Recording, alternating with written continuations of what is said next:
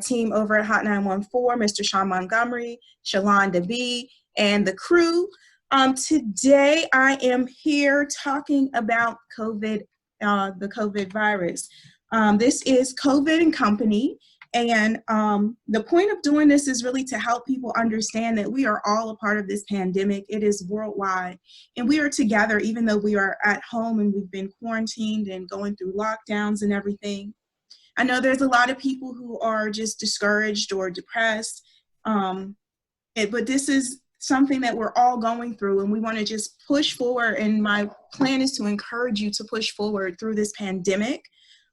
Today on the line, I have my boy Jay, and please forgive me, is it Jay Sukdeo? Did I say it right? Sukdeo. Sukdeo, I'm sorry. Jay, thank you for being with me. Jay is the director of the Bermuda Heroes Week in Bermuda. That's Bermuda Carnival, yes. Yeah. Bermuda. Hey, shout out to all my Bermie babes. I see you all guys down in Bermuda. How you doing today, Jason? I'm great, thanks. How are you? Oh, I'm great, thank you. How are you all holding up down in Bermuda with this pandemic? Yeah, we're doing okay. It's been a progress, obviously led by the Bermuda government, and I feel that, I mean, generally speaking, they've done really well in terms of handling it and helping us to stay safe. So yeah, things are relatively good, as good as they can be here in Bermuda. Hello. Joining us, that is my girl, Fayette. Jay. Hi, Lafayette. Hi, guys. The thing is that I am in the kitchen because I have an order to do to be picked up. So I'm just trying to finish that. But I would listen and then I'll join you officially. So just, yeah. Okay, we're here. We're live. Okay. Calling in from St Vincent and the Grenadines. So yes. She's able to join us. Okay. So Jay, let me ask you, how are you feeling, like overall health-wise? How are you feeling? I'm feeling good. I was traveling right during COVID-19, actually in New York. And yeah, I got back home before things got really crazy, and I was in New York the weekend that New York really started to shut down. So I experienced that firsthand, and I kind of cut my trip short. I arrived on Thursday and flew back out on Friday. I was like, no, this isn't probably not a smart move. So I turned around and came back home. And health-wise, I've been fine since I came back. At that time, they hadn't implemented a mandatory quarantine for people that were traveling for Bermuda. So I wasn't officially quarantined, but I did recognize the possibility that I could be a carrier of it and one of those asymptomatic people. So I did self-quarantine just to be safe. Yeah, so health-wise, I'm doing fine, thanks. Great, and your family as well? Yeah, family's all good. I have 2 boys and family attached to my house as well. Mom and dad and my sister, everybody's good. Okay, wonderful. I'm very happy to hear that. Here in New York, of course, being the epicenter, we've had to be very careful, and I've been like self-quarantined for a while. So especially dealing with some injuries and everything. So I knew that my immune system was maybe not the strongest to be out trying to battle the virus. So I stayed inside. Yeah. Let me ask you, what are some things that you're doing to stay healthy during this pandemic? So I work in reinsurance full time, and I'm an IT guy by trade. And Bermuda Carnival is a business and a company that I run as well. Yeah. But my day to day is really sitting at a desk. So I had worked into my weekly routine trying to get to gym classes a couple times a week originally. But now with the pandemic, those have all stopped. So I have tried to force myself to get outside just to get a little bit of exercise, go for a walk. And luckily my sister upstairs, she has the Peloton bike. So I've been getting on there once in a while as well, just to stay healthy and stay active. Finding myself sitting at home behind my desk or my laptop, and you don't realize the day goes by fast, and you're not, when you're going to work and then leaving work and coming home, you can kind of separate it. But now that it's all in one place, behind one desk, in one corner of my house, you can find yourself sitting behind that laptop for longer hours than what you usually would do. So I'm definitely conscious, or trying to be conscious, of how many hours I spend sitting in front of the computer and make myself get up and do something else. So yeah, that's what I've been doing. I know that so well, because I sit in front of this computer all day and then I'm like, oh my gosh, what time? Yeah. And you don't even get up to eat because you're just not aware. Your time is just being eaten up. It goes fast. Yeah. See, I've been trying to do some workout classes in the indoors. I found some stuff online. Eventbrite. There's one called Twerk and Tone for Fat. Maybe I was like preparing for Bermuda Carnival. Getting ready for it, yeah. For sure. Yeah, so I've been doing some classes like that, and I've been watching my diet. Mm-hmm. I've been like making little tonics, like going back to the natural herbalist stuff, the ginger and lemon and garlic, blending all this stuff up where people are like, what are you doing? Yeah. Don't worry, I'm American, but I have American ways about me after all of my travels. I hear you. Yeah, that's one thing I've noticed as well, is being at home, in work from home. I'm cooking a lot more than I used to, and like preparing my own food. So I have found I've actually lost a bit of weight. I thought I was like, I'm sitting home and making runs to the kitchen and snacking all the time, so I would gain weight, but quite the adverse has happened, and which is a good thing, I guess, because I'm home cooking a lot more than I used to. I guess I'm eating healthier foods, and the body's taking in some good stuff. Our restaurants and everything closed. We're just starting to open back up. So we couldn't even do takeout, and we were on basically a 24-hour lockdown. The only two places that were open were grocery stores and pharmacies. And even those were restricted in the sense that they split the alphabet into 3 categories. So depending on where your last name fell in the alphabet, it dictated what days you were allowed to go to the grocery store. Wow. So my last name, Sukdeo, I was on Wednesday and Saturday. The beginning of the alphabet was Monday and Thursday. So Wow, that's crazy. yeah, it's restrictive if you thinking about it in that sense, is that you can't just pick up and go to the store when you want. But it did help to shorten the lines when you were at the store, because basically the entire island was only shopping based on their last name, and these are only 2 days you can go, so lines were a bit more reduced. While you were out shopping, you had to wear a mask, or you still do wear a mask. 6 foot social distancing measures are in place. So I do think that those things have helped not to spread it as widely as it could have gone. I think that those things were effective. Shopping 2 days a week, it just took a little bit of planning and a little bit of getting used to. But now that we're kind of in the groove, I know my 2 days, and I plan my shopping and my meals around that, and things work. Right. But that's something, because here in New York, I feel like they should have been more strict. Mm-hmm. Probably people are ready to throw eggs at me for saying that, but I don't care. It's like you could just go out when you want to go out, and we see the numbers are extreme here in New York. Yeah. In Bermuda, I saw there were only about 120 cases total, and possibly 7 deaths, less than 10 deaths. Mm-hmm. And, in New York, our highest point, we were losing almost 800 people a day. And today we're still at about 200 people a day. Wow. So I think that it should have been a lot more strict, because if they say, okay, well, wear the mask, wear the gloves. And the couple times I was going out to the grocery, it's like people are not wearing masks and gloves. And Mhm. I'm like, I'm a germaphobe anyway. So it made it worse because I'm in the grocery store cringing, and I'm like, I stayed in the house a good 14 days without even going to the grocery. Like, I Yeah. just bought what I needed and stayed in the house. And then when I went out, I'm watching the people, they're not practicing social distancing. So like, I'm going for my lemons. Yeah. It is right here next to me. And then she's touching the lemons and she doesn't have on gloves. Yeah.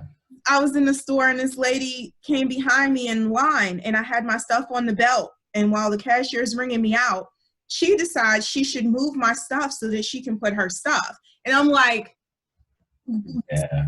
social distancing, and why are you touching my stuff? So I'm like, I'm like, God help me, give me patience, because I'm going Yeah. to be here. So Definitely.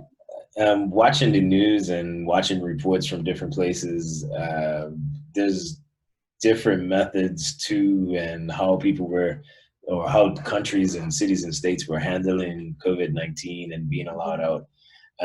St. Lucia was even better off than we were. We closed down our airport, so being an island, there's only so many ways you can get COVID-19 in the island. The biggest one would be from the airport. So St. Lucia, in a similar situation to us, they've closed their airport a lot earlier in the process than we did, and their cases are even smaller. Their cases are less than 10. yeah, I Um, saw that. yeah, and so they did amazing. But yeah, definitely there's cases and the information. I guess there's different countries and different cities and places that are doing things differently, and their results are a lot lower, and then they're seeing the payoff from the shutdowns and from increased security and from lockdowns. And it pays off, type of thing, because Yes, then you don't see high death rates, especially. exactly. And it's restrictive, but it's for safety, and you can see the difference because Yeah, here they said we're on a pause and you should only go out if you need to go to groceries or pharmacies. But every time I went out, there's people everywhere. And how about like in Bermuda, are people like respecting, are they observing the safety precautions? Are they respecting the rules? yeah, for the most part, majority of the population, I'll say, is respecting the rules set out by the government. And like I said, we can see the benefits of that. Um, I'm sure that there's a tough act or a tough balance to kind of get that formula right and how it works. Because on the flip side of it, shutting down businesses for weeks would completely crash the economy, type of thing as well. So I'm sure that on the government end, it can't be a difficult decision with small businesses and restaurants and mom and pop stores, bodegas, and that type of thing. If you had to shut everybody down for 2 or 3 weeks, the knock-on effect of that is dangerous as well in terms of the economy. But yeah, it was something that the government decided to do, and the country backed it. The country got behind it, and we all basically stayed at home. Went to Awesome. the grocery store and pharmacy when we needed to. There's obviously, and you always get people who will be the rule breakers, and they'll try to do what they want to do anyway. Right. If they got caught, there was a fine that was introduced, a $6,000 fine. Oh, wow. Yeah. So if you were outside of your house when you weren't supposed to be, the fine was pretty hefty. And I've heard of cases where there's some leniency, and like, for instance, I have a elderly aunt, and she isn't cooking for herself. So my mom would prepare food. I would jump in my car and drive to her house to drop off food sometimes. When I went through those checkpoints where the regiment was there, where the police were there, I would tell them, here's the deal. Like, my elderly aunt, she needs food. So I'm just going to deliver food and drop off food. So luckily for me, I didn't get that $6,000 fine. But if you were just out joyriding or out on the beach, all the beaches and the parks were closed. They weren't too many fines that were handed out at the end of it, but Okay, that's a good thing. But I think that shows that they're serious. Definitely. having a fine in place, it's like, yeah, it sucks, but it's a serious matter, and there's consequences if you don't follow the rules. You know, here in New York, you know, for one, New Yorkers, and as I'm one now, this kind of state of mind that, you know, I can do my own thing. I don't really have to listen to rules. There's like a certain rebellion. Yeah. It's kind of rubbed off on me because I'm originally. Yeah. But, you know, people have told me when I go back, I used to live in Charlotte, North Carolina. And I'm originally from Pittsburgh, Pennsylvania. So, like, when I go back to those hometowns, they're like, you're different. You're like, I can do what I want. Yeah. Yeah. Well, we definitely have some folks with that mentality here. So like I said, those are the ones that are out anyway, taking a chance. And a couple of them did get that fine. So yeah, so it's a chance. It's a risk. Yeah, it is. I'm gonna bring Miss Lafayette in the call. She's ready here. Let's bring her up to speed with the conversation. Sure. Can you hear me? Yes, I can hear you fine. Are you hearing me? Yes, thank you. Thank you for joining. I know you're at work. I appreciate you taking some time. Actually, no. What happened? It's not that I'm at work per se. The restaurant is closed due to the pandemic, but I live on site, and I realized that there are persons on island and they need to eat. And so what I've done starting from today was to offer takeout. Okay. Right, and it's just myself and my niece that are here, and so I have an order to pick up. They must get the ferry back over for 1, so that's why that was a bit rushy right at that moment. And they wanted a lobster salad, so I had to get that done. So it's done, and I'm here. So let's go. That's it. Taking care of the needs of the people. This is Miss Lafayette. She's an actress, and she's also an activities coordinator for the Fig Tree Restaurant. That's in the Grenadine Islands, correct? Yes, of Beckway. Of Beckway. I was like, that sounds French, but I don't know how. It is French. It is French, but it's pronounced Beckway, as in Beckway, like to beckon. Okay. And wait. Yes. Awesome. That's pronounced. Thank you, because you know that you're doing essential work, and you know, we really appreciate essential workers during this time, during this pandemic. And how are you doing? How are you feeling? I'm fine. I'm absolutely fine. I was not sick, never have not. So what happened is that, like, right now would have been part of our very busy season. Yes. Coming to the end of the tourist season here on Beckway, but we had that was curtailed, that was cut short because of the pandemic. And what happened in March, I closed the restaurant on March 25th. Okay. Because I realized that we were at the forefront of, you know, it was possible for us to become infected with the virus then. And I was very concerned for my staff, because my staff is either one way of the spectrum or the other, right? So I've got quite a few persons that were over 50. And then I have persons that were, you know, very young, in their 30s and 20s, really. And so I was worried for my staff, because we are really out there. At our restaurant, we offer an experience, right? And so when you come, we are going to get up with you, we are going to dance. So we are touchy of the customers, of our guests. So I was very, very worried the fact that a lot of persons could have been asymptomatic, and I didn't want a person becoming infected and then infecting one of my workers, because I have workers who, they have asthma, they are diabetic, hypertensive, stuff like that. And so because of the concern for my workers, I decided at that time that it was better that we close the restaurant, and that's what we have done. So yeah, which put a strain on us, because, and at that time as well, what happened is that our Easter regatta has been canceled. Our carnival is canceled, and these are big money earners for the country as a whole.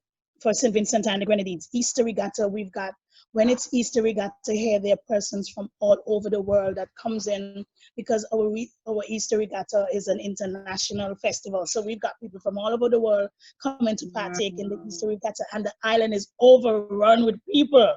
Yeah. So because that was canceled, we have lost all of that revenue, and so quite a number of businesses are closed. I mean, the businesses that are mainly open are businesses that belong to the local, because we live here, but all of the businesses that mainly owned by foreigners, they are closed, and some of them have migrated, to sit this one out wherever they're originally from.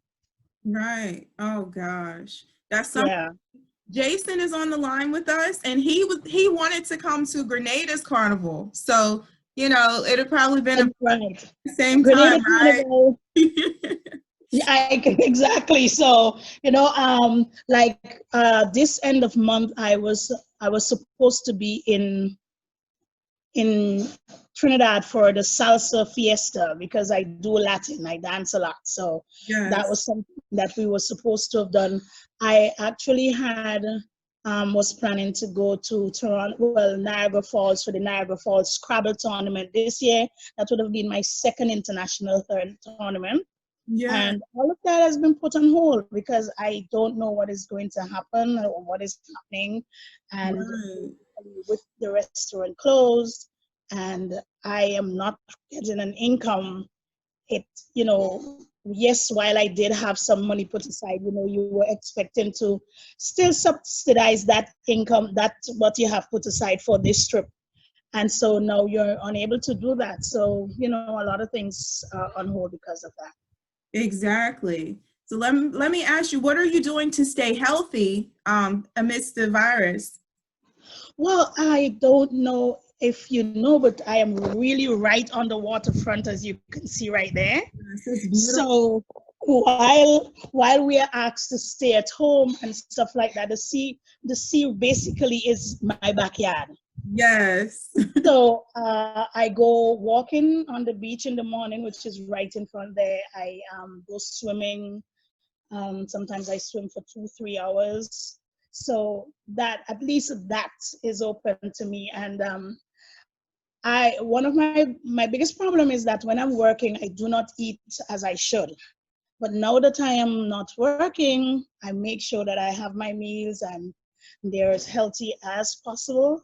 So, lots of vegetables and good protein, reduce carb. And if I do carb, I try to do unrefined carbs, so like breadfruit and green banana and all the good stuff that we've got in the Caribbean. Yes. I'm really into that. So I see you roasting up breadfruit all the time on your page. Yes. up to Thursday, I had some roasted breadfruit. I roasted the breadfruit on Thursday. So yeah, I'm doing a lot of unrefined starch. So and a lot of healthy stuff. And because the restaurant is closed, I still have in stock, because just before the day before the restaurant was closed, I had already ordered lobster and conch. So I have lobster and conch, so I'm eating lobster. That's awesome. Like, my mom is not on site. My mom is not on site because my mom, she had surgery for cancer last year. And so I was worried about her and worried at the fact that we were more exposed to persons coming in from Europe, because more than 90% of my guests are from Europe. And so what I did is that I sent her to the mainland St. Vincent, and, because that was the safer place at the time. Right. Except that since then, St. Vincent and the Grenadines has had, St. Vincent, the mainland St. Vincent, has had all the cases that we have on St. Vincent, that we have in St. Vincent and the Grenadines. And so up to Saturday, we had 17 cases. Now, That's what I read. 17 cases of COVID-19. 9 of them have recovered. Yeah. 8 were still active. And on Saturday, we've got the returned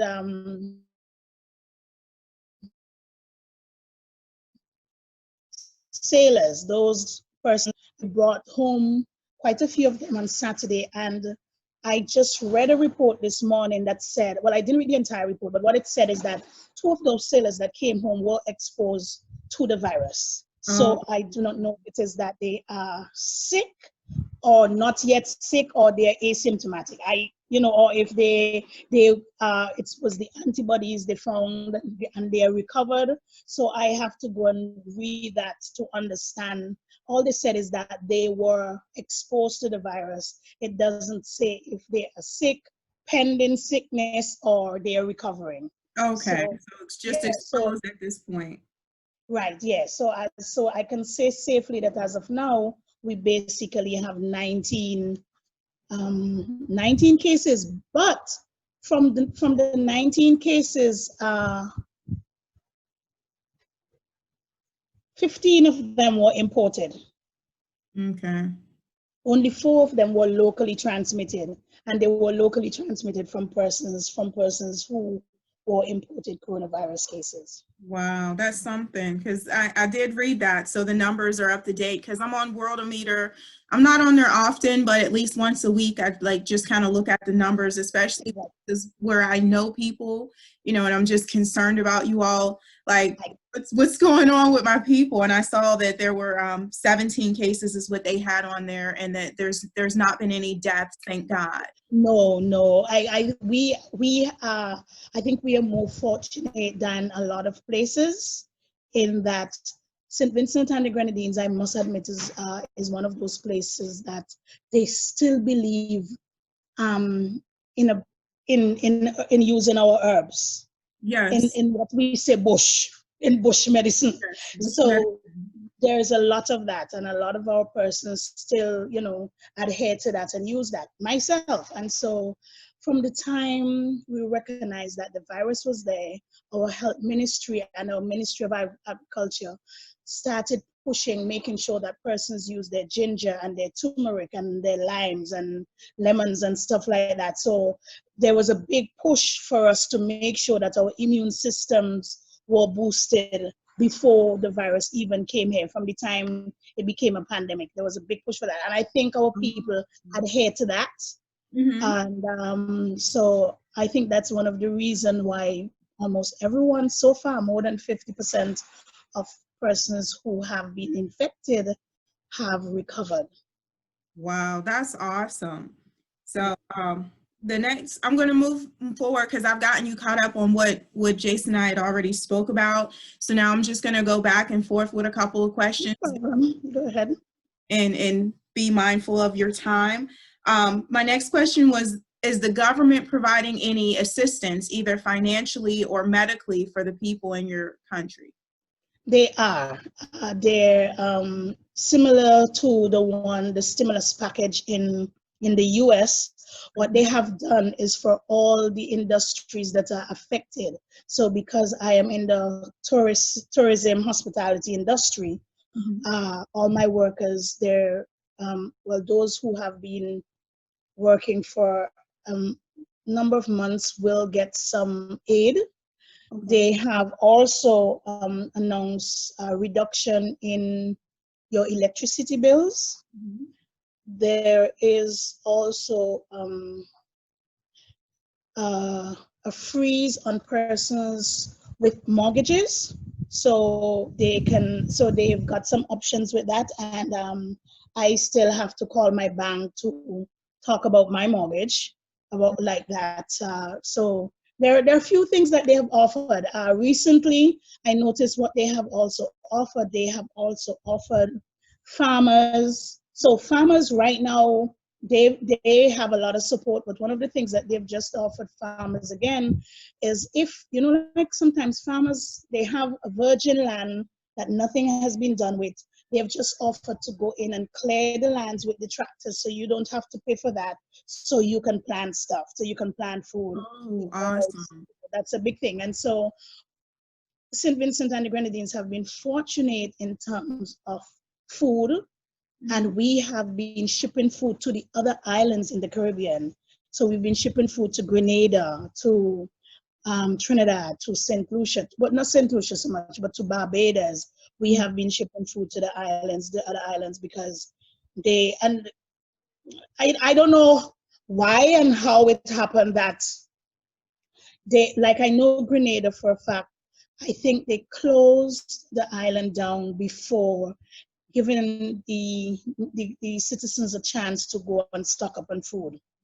Okay. So, right. So there was a big outcry. And so what they did is that, yes, they were closed, but there is that inter-island travel between Grenada and Union Island, Carriacou and Union Island, which is our one of our Grenadine island, and they're really close to each other. I think they're about 15 minutes away by speedboat. Okay. And so what has been happening is that bit illegal in terms of Grenada, because Grenada is shut down. But because, like all of our islands, St. Vincent has not closed all its ports totally. We have allowed some ports to still be open.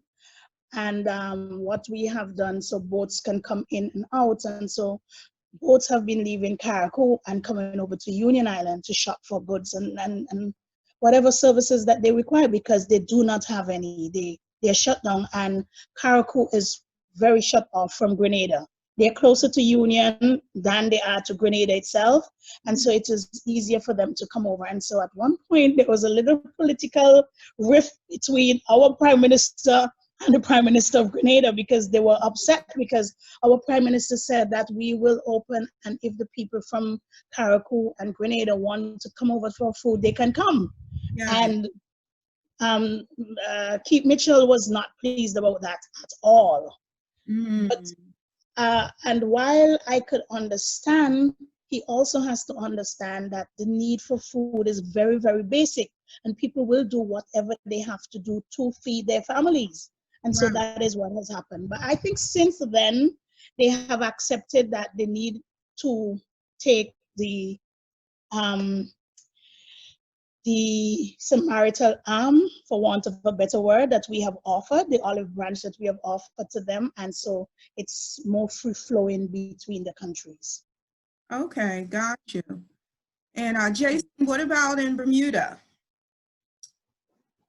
Are they offering any financial medical assistance from the government? Yeah, a lot of that sounded familiar. Sounds like they're reading the same textbook. So we do have the stimulus package. They're looking at things for small businesses, especially on how they can stay afloat, really, and stay open when all of this is said and done. The banks are working with the government to make that happen, and similar to what you've described is the freeze on loans and mortgages, so that you don't have that payment to make while the business is essentially closed. And I think that that's a key piece. Yeah. So they are coming up with creative ways to help businesses survive. A lot of Bermuda, we do have a tourism industry. It's not quite as big as some of the other Caribbean islands in terms of comparison to our GDP, but a lot of our income is international business. And fortunately for us, those who are working in international businesses, those businesses are able to stay open. So a lot of folks are working from home essentially, including myself. Like I mentioned, I work in IT. So for us, it's as close to business as usual as we can be. But definitely in that hospitality industry, they're in some rough times. Our ports, airports, seaports, everything are completely closed. So at the moment, if you're in the hospitality industry, there really is no industry. There are 0 tourists on the island, so there's no need for the hotel beds. There's no need for scooter rentals and all the places that they will visit, the attractions and things like that. So the hospitality industry is definitely going to need some help. And the government they have the Bermuda Tourism Authority, and they're working hard to see how we basically come back from that in the marketing pieces and bring Bermuda's tourism back online once COVID-19 is said and done. But yeah, it sounds like a lot of the things that we're doing are similar to there in St Vincent and Grenadines. Yeah. Okay, that's good. So I'm happy that, you know, both of your countries, the numbers are relatively low. And I think that will be a key selling point as we reopen and people are looking to travel, that, you know, you all didn't have a lot of cases, so it would be somewhere safe to go. So that I think that safety measure can be kind of played in the marketing somehow. One question that I would ask, sorry, I don't remember your name in St. Vincent. It's Lafayette. Lafayette. Lafayette, Yes. how do you feel about opening back up and opening your borders to the tourism? Like you said, there's a lot from Europe. My thoughts, and I have a bit of a fear around that, and I'm asking because while we do have Bermuda Carnival, I'm not directly in the tourism industry. So I'm wondering, like, we could be safe next week. We could be down to 0 cases in 2 to 3 weeks. If that happens and our airport opens back up and we're quote unquote flights flying in every day, we risk that reinfection. And that's what I'm worried about. Yes. Is the extension. I am definitely, I feel the same way. Mm-hmm. But at the same time, I have been looking at the science behind the entire thing. Mm-hmm. And there's so many opposing views out there to read and listen to, and so you wonder about the entire thing. I don't know what, because for schools we are going to be open in, well, for grade 6 and CXC class we are going to be open before the end of this month. Just give me, please. So all those bags right there. Yeah, so, that's a good question though, Jason. I also think about that, like once people are moving. Yeah. So, okay, so I put names on it. I'm sorry, excuse me. Names are on everything. Good question. So we have about 3 to, I think it's 3 or 4 flights a day to New York City. Right. So essentially, and those are the top 3: American, Delta, JetBlue, are our main carriers. So if they are flying and our airport opens back up, and New York is one of the higher cities for COVID-19 and cases, we're essentially open to those asymptomatic people, people that may have had it and known and had symptoms and now recovered. We're open to ourselves to those people flying into the island and the reinfection of Bermuda. And like I said, we could get to a position really soon for Bermuda where we're at, I mean, we're halfway there, where we're at 0 cases. So in a couple of weeks, if we get to 0 and open back up, my fear is that we're opening ourselves back up to those 4 flights from New York and possible reinfection. Not just New York, but using New York, because that's where we have most of our flights from, number 1, and number 2, there's a lot of cases in New York. Right, rightfully so. The numbers are ridiculous here in New York. But Fayette, you were saying? So similar to him, I have a feeling that if we open up, we are going to open ourselves again back to that. And I do understand flattening the curve and, you know, protecting yourself and protecting the others. But at the same time, my thing is that persons do need to eat, persons need to survive. And fortunately for us, we are not totally closed down. Our island is not shut down. We have not been on any curfews. We have not been on anything like that. What they have done is that once persons came into the island, they have asked them to quarantine themselves and stuff like that. So that was something that worked. We have had a few persons who came out of quarantine and possibly expose others. However, we have not that in the 4 local cases that was what happened. Someone came out of quarantine and infected some other persons. I cannot say why, but the thing is, we are going to be open pretty soon. I can feel it, whether not necessarily St. Vincent and the Grenadines, because like I said, we are not really shut down. Our airport is still open, so certain flights are still coming in. Our port, like Beckway, is still open. Beckway is a point of entry to St. Vincent and the Grenadines, so Beckway is open. If you do come in here on a ship, once you can adhere to the rules that we have, you are welcome. And what has happened is that quite a number of persons who were stuck out there, and when they try going to different places were turned away, Beckway was where they ended up. St. Vincent and the Grenadines were where they ended up, because they were out there like just before everything became so heated. You know, they were out on the waters before everything, and they didn't expect that it, like one couple who's left, wherever they left somewhere, Cape Canary, somewhere in Africa, on the continent of Africa. And they came down to the Caribbean, and they were on the waters, you know, just passing in places and picking up stuff and going. And they said they expected it to be like SARS or Ebola, that within a month or so it was over with.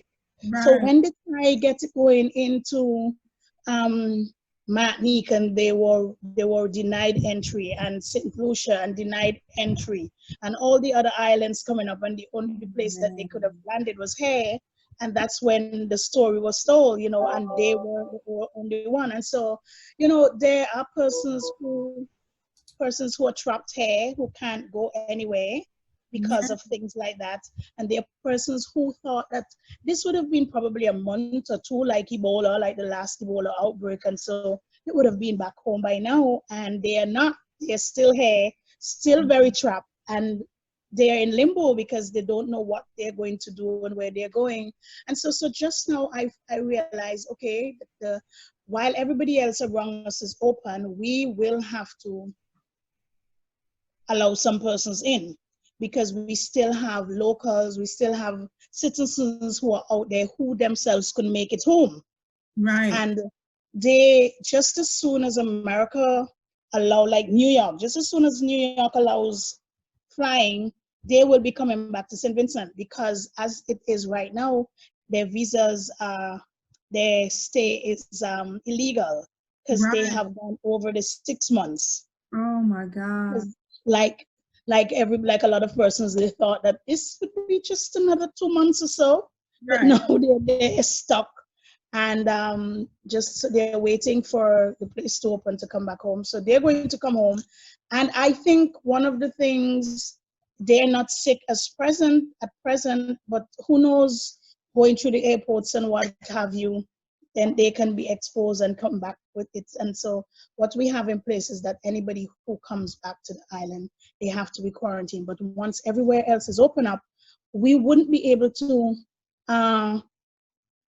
secure and everyone, you know, like we can tell them, we have persons saying, well, we have, in some cases, we've got police, the police is policing people to make sure that they stay in quarantine, but that's not going to be able to happen for very long either, because it becomes expensive. It becomes an expense on the government, and a small economy like St. Vincent and the Grenadines, whose most of their, more than 50% of our GDP is from foreign monies coming in, whether it's from tourism or we export in our agriculture. It's from foreign monies, and so we need that.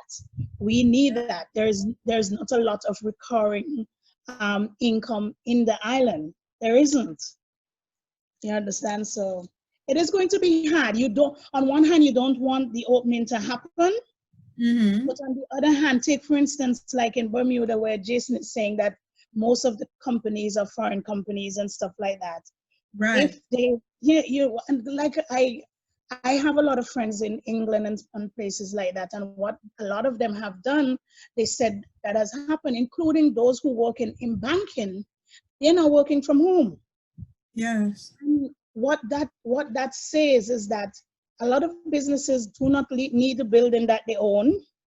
Mhm. If all of our employees can work from home, then we do not need a building.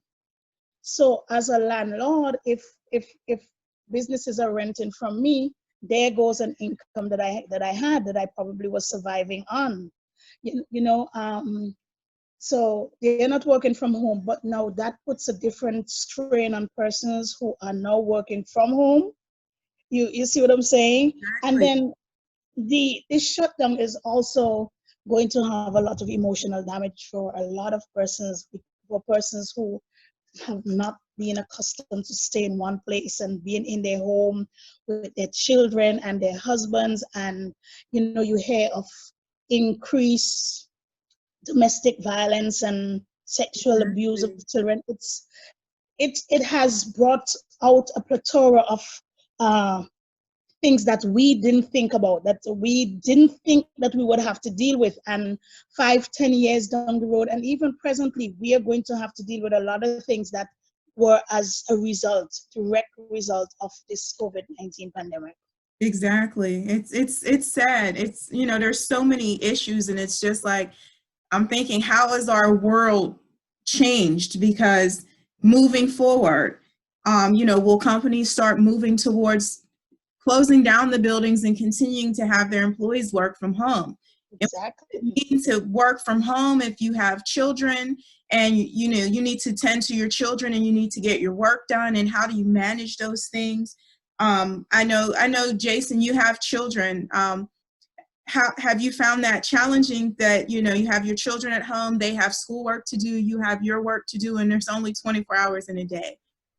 Definitely. And I see both sides of the spectrum as well, because my mom and my sister are both teachers in the education system. And like I said, I have 2 kids. My sister has 2 kids. And their age ranges are from 5 to 13 between the 4 of them. So we see all levels of the school system and how it's being handled during COVID-19 for sure.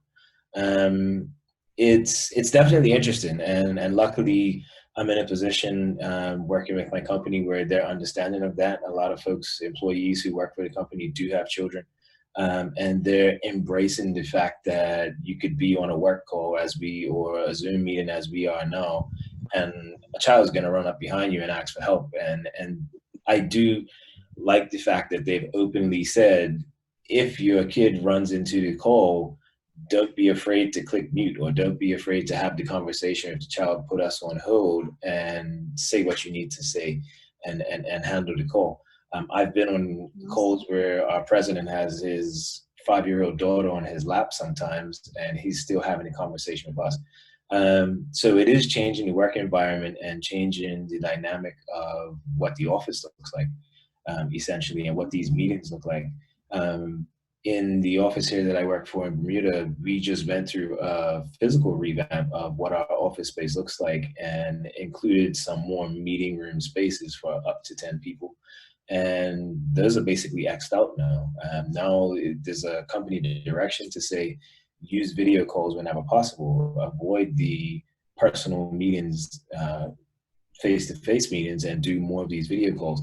And like Lafayette mentioned, is that I do think that some of these companies are going to look at that model and say, well, do we need to pay the rent, the electricity, and all of the utility bills of a physical presence space if it's not necessarily needed? If the new world is now operating on video calls and emails, then why do I need a physical presence? I can cut my expenses down to X amount of dollars by not having a physical presence.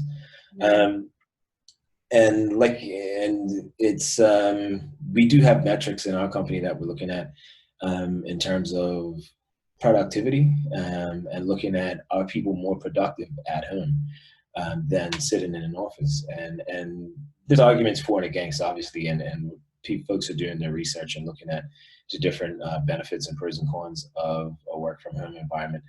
But some people are definitely have been more productive. Some people have come out and said in our kind of breakout meetings where we say, well, how are things going for you?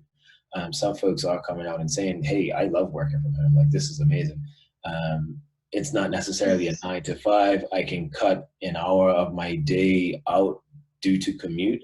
My commute is from my bedroom to my desk, and I'm working.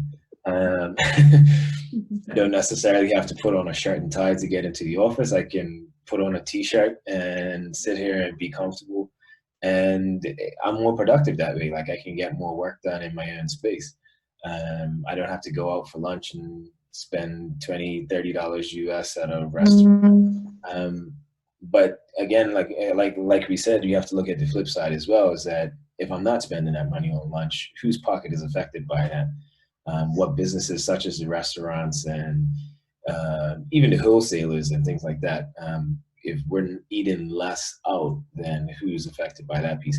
So I think it's gonna, COVID-19 is gonna affect the entire world, and how we come out after COVID-19 and rebalance to see where the dollars fall and what businesses make sense and what format of business makes sense. I think that's still to come. And like we've rightfully said, it's gonna take years to kind of get to some kind of space of normal.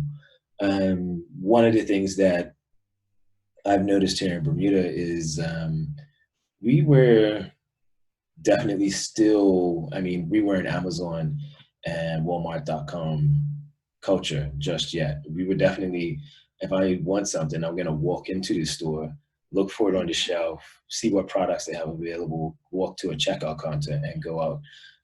As I'm in IT, I've been an online shopper for a long time.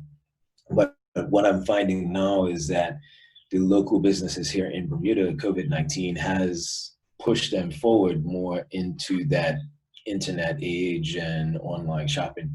There's a hardware store very popular in Bermuda. They had a website that they updated, but it wasn't a shopping website. They didn't have all their products listed. You weren't able to purchase online and check out. But now, because of COVID-19 and the restrictions based around shopping in stores, they have enabled that on their website. So now you can shop online and you drive into the yard and pick up. So you don't have to walk into the store. So there are some benefits, I would call it, to the pandemic and in the space that we're in. It's now causing us to rethink how we do business and revamp different ways that we can do it. And if we can cut costs by, like we said, if cut out some of the rent and cut out some of those utilities and the pieces that you don't need to operate online, then it could be a benefit to the business where your bottom line and your profit margins are bigger. So yeah, all of these things are, I think they're still to come. We're just at the tip of the iceberg, I feel anyway, in terms of how our normal is going to change for the future. Definitely. Let me ask you something too, Jason.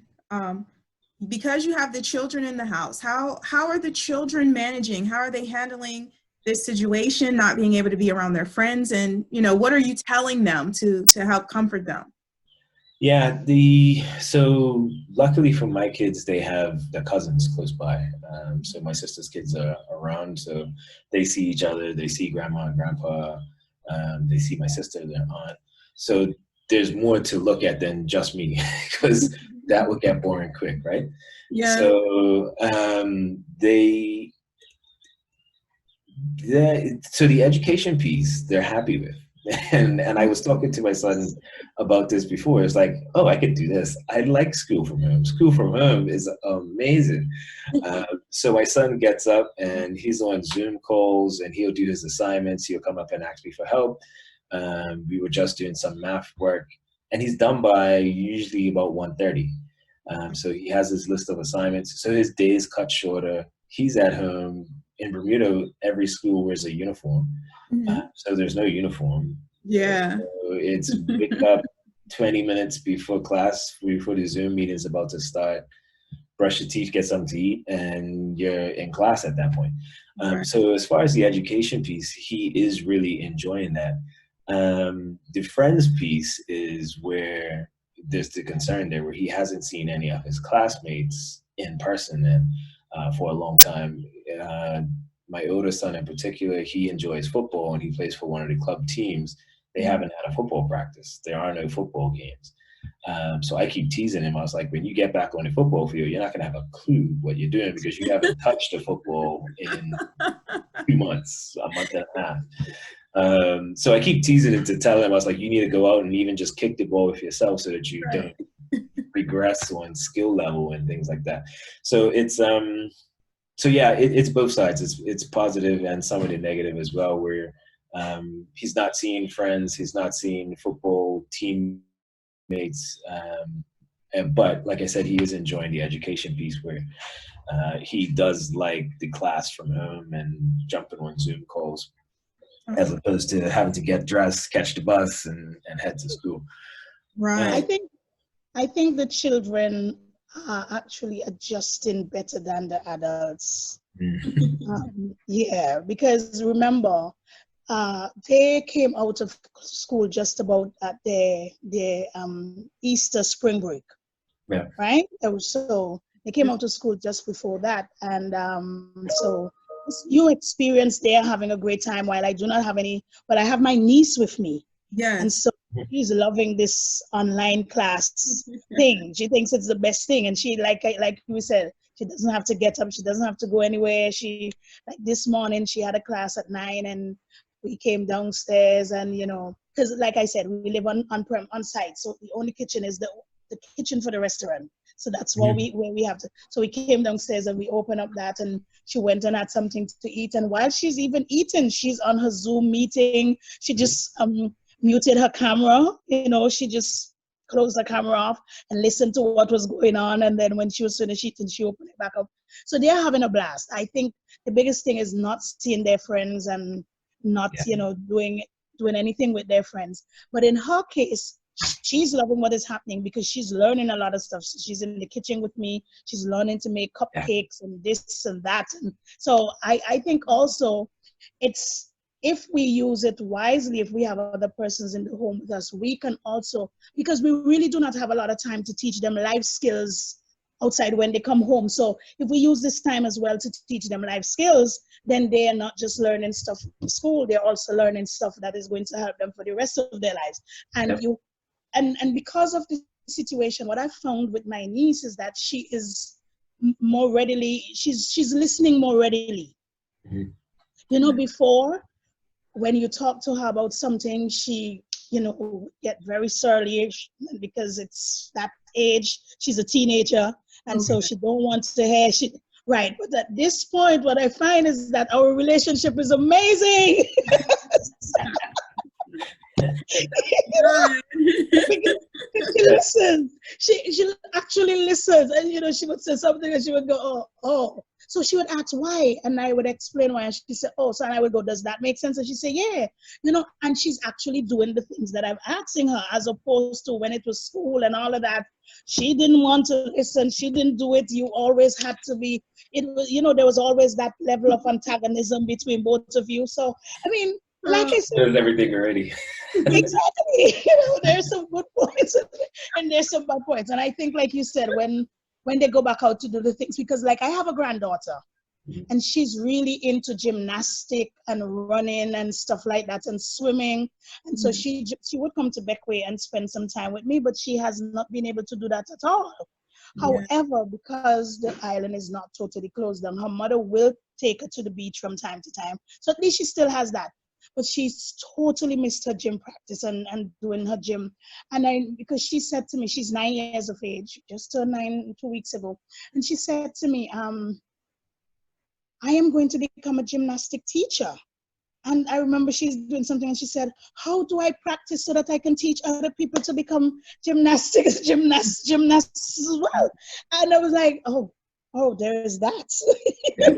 Because she's really into this. And so, but other than that, and she can't go to her music class and stuff like that. But other than that, she's having a great time. They all the children that I've spoken to. One of the things that right here at the restaurant we do every Saturday, we've got a reading club for the children, reading program. So they come from age 4 right up to about 13, 14. By the time they get into that teenage years, you know, they think that they're too big for this. Right. And I think recently one of them passed here and they were like, so miss, we ain't having a reading club. not because they want the reading club, but because of the snacks that the reading club probably get it out of the house. You miss that snack because we give them pizzas and cake and ice cream and stuff like that, and drinks. And so Wow. they're missing all of that. So they Awesome. while there are certain things that has happened, I think also I think families are bonding more because that didn't happen really before. And Yeah. I think out of this, I think families are bonding more. But for those families that there was that evidence of abuse, I think this is crazy. This is a crazy time for them. But I think on a whole, I think there's some positives that can come out of this. Well, we generally have to look at the positive in anything, no That's matter it. how we have to try and find the positive in it. And so I am trying to look for all the positives Yeah. Yes. and not deal with all of the negatives. Like, they have said, the scientists have said that yes, some persons are going to die. And I've listened to some of them where they say we, for some reasons, there's a fraction of persons who are blowing everything with this corona pandemic out of proportion. Mhm. Because what they're saying, like I just listened to something yesterday that said in New York alone, the flu kills more persons every year than A lot of people. than corona and other things. But right now they're blaming everything on corona and stuff like that. And yes, corona is going to make some persons sick, but at the same time, you are going to a lot of persons are going to be able to get better from corona, but we are not hearing of those. And so I think that's the whole thing. I think fear is what is driving this pandemic. I think so. And there is already a lot of stigma associated with the pandemic, which is just so crazy. Because I cannot understand, why would I stigmatize and discriminate someone that became ill from this pandemic? And it is happening right here in my country, and I am really saddened about that. And that is one of those, one of the aspects of it that I'm really sad about, is the fact that persons get it, but other persons, the fact that someone is your relative. Let's say I became infected, my relatives who have not had any contact with me, have not been in the vicinity that I was in, and now being discriminated against and stigmatized, and it's crazy. And that's small population kind of thing. That's what has been happening here. That's it. And I hear you with the flu thing, and it's a lot more people dying, but I think that everything has just taken off about the coronavirus so big that it has planted fear in people's minds and in people's hearts, because it's something that we didn't know anything about it. No one knows a cure. And then how symptoms, a lot of people don't have symptoms but carry the virus. So there's some of those things, and like that's my concern. I'm not very fearful overall, but I'm thinking about moving forward and getting out and things like we were talking about earlier. When I'm able to travel, am I going to be quarantined if I leave New York State? These people that are stranded that you were talking about, like they went on a trip and then they're denied entry in different places because of the virus. Those are the kind of things that trouble my mind. It's like, you can't stay home forever, and you have business. Exactly. Like, I'm an international model. So, Right. I need to get back to different countries and do some runways and all of that. When will I be able to do that? I don't know. I'm getting a lot of requests, and I'm like, do you know there's a pandemic? Like, I can't quite get there. Right. Wondering like how the world's going to change, but at the end, I know that God is in control. And, the Bible tells us not to worry for anything, but, to cast our cares on him. So, I keep that in mind as I move forward each day. And I'm just prayerful that all my friends and family will be well, and that there will be some changes that will really come out for positive. And I wanted to get to where we asked now for you all, any words of encouragement. You know, I want to be mindful of your time. Any words of encouragement, any tips, anything that you're working on, if you have any projects, anything like that.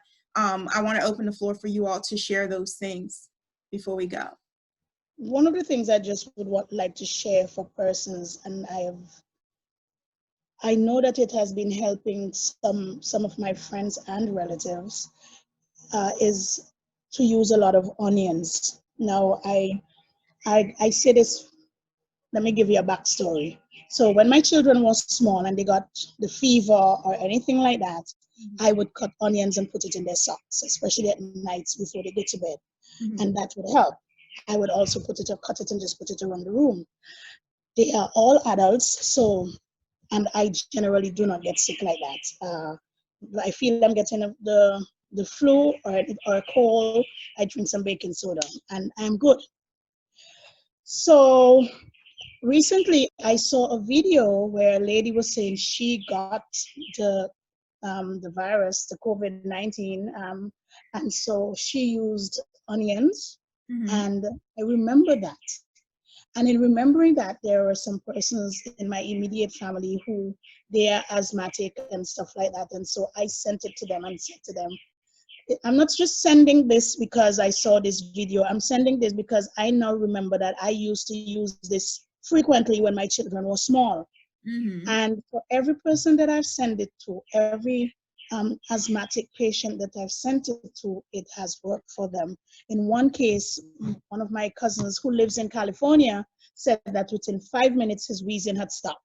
You just cut up the onions and you put it in a towel on your chest.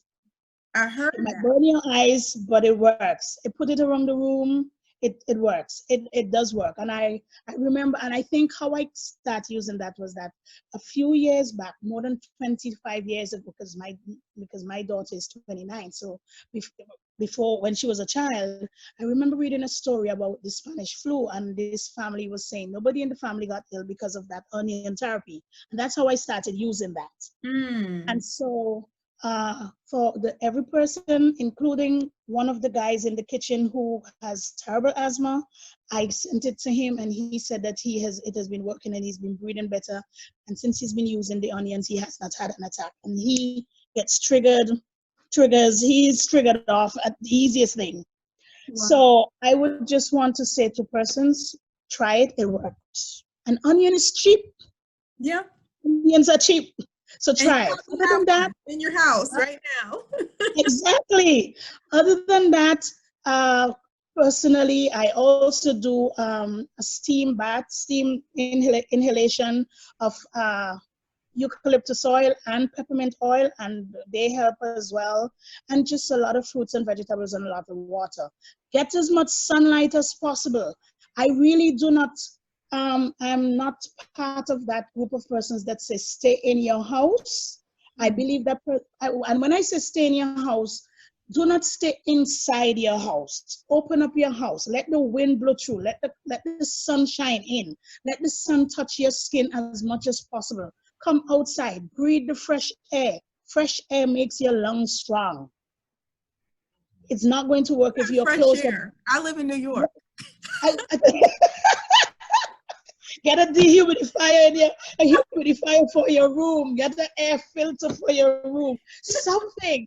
I understand that, but I know. You know, I get you. I guess that is why here in St. Vincent and the Grenadines and in the Caribbean as a whole, our cases have been small, less reduced, and less deaths, because a lot of people, when they're sick, they want to be outside. When I'm sick, I don't want to be inside locked up in a room.